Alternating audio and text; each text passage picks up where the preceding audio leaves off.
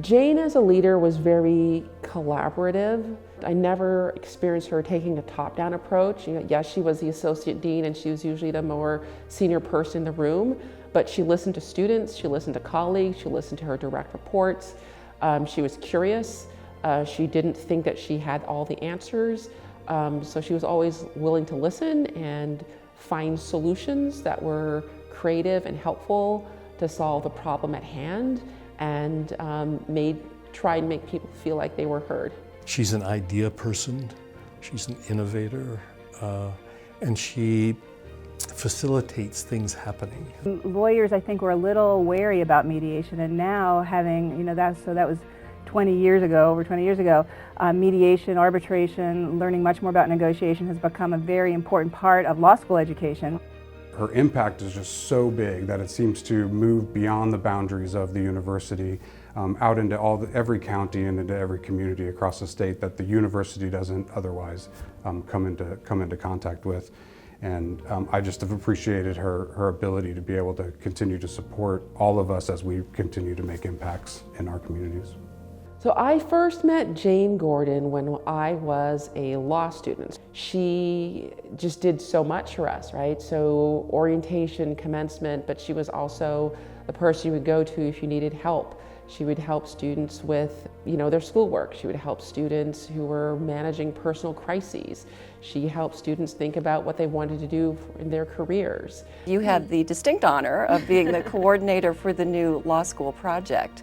We're scheduled to break ground at 15th and Agate in June, you say? This coming June. So things are happening. Yeah, it's pretty exciting considering we didn't even know we would be doing a brand new building almost a year ago. So Right. We designed it and planned it, and groundbreaking on June 16th.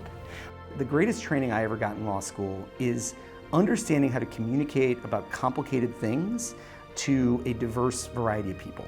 And I always saw that as something Jane was very good at.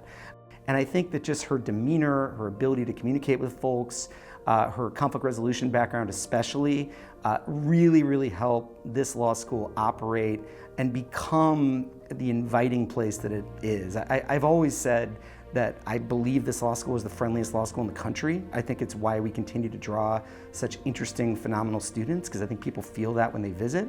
And I know for the many years that she was in the role, the student-facing role at the law school, she was a huge part in creating that. She is an innovator and a problem solver. She thinks on a really large scale, but also understands the importance of detail, which I really appreciate.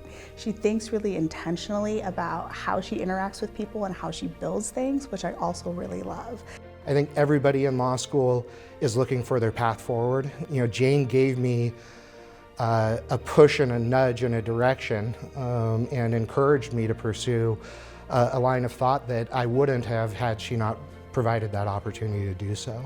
The university had this incredible opportunity to start the Balmer Institute and also had this opportunity to buy a campus, and the idea that you had to move the entire UO apparatus there that they had built in this building in Old Town over to a completely new part of town when there was a lot of construction happening, when it was unsure which buildings they were even going to use there. It took a tremendous amount of patience and it took a tremendous institutional knowledge on how to tap certain people at UO when you really needed those things.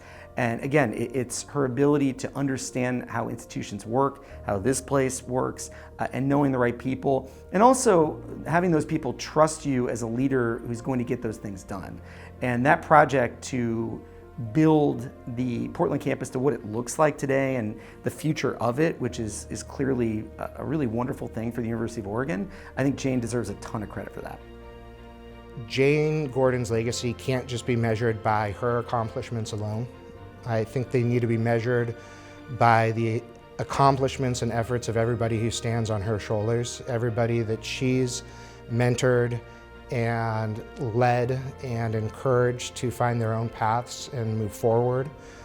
I can only imagine how many other lawyers, how many other practitioners of dispute resolution, how many other mediators that Jane has taught, has facilitated, has mentored, has encouraged. And to me, that just speaks volumes to the impact and legacy that Jane is leaving, and is still leaving, and is still making a footprint, and is still mentoring and educating and encouraging the next generation of problem solvers out there. It's really amazing, what she's done for the university. Very quietly, a lot of the time. She doesn't seek attention. She might be mortified to be getting this award.